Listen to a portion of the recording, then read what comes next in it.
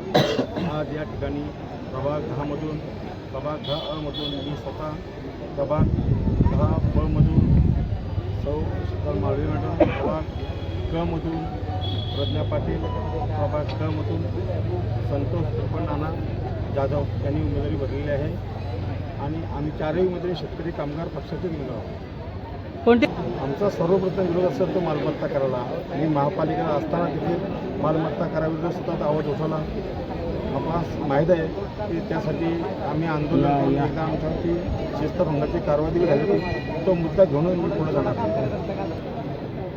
विमानतळाला नक्कीच दिवा पाटलांचं नाव मिळावं अशी आमच्या पक्षाची भूमिका आहे आणि मी पण त्या पक्षाचा एक समर्थक म्हणून आहे आणि मिळण्यासाठी प्रयत्न व्हावा असा माझा हे असेल. गोपाळ, कारण आपल्या कुटुंबातली ही सगळी निवडणूक बोलली जाते. आव्हान नसेल असं मला वाटतं. आम्ही त्या तयारीनं असणार. आव्हान नसेल आम्हाला.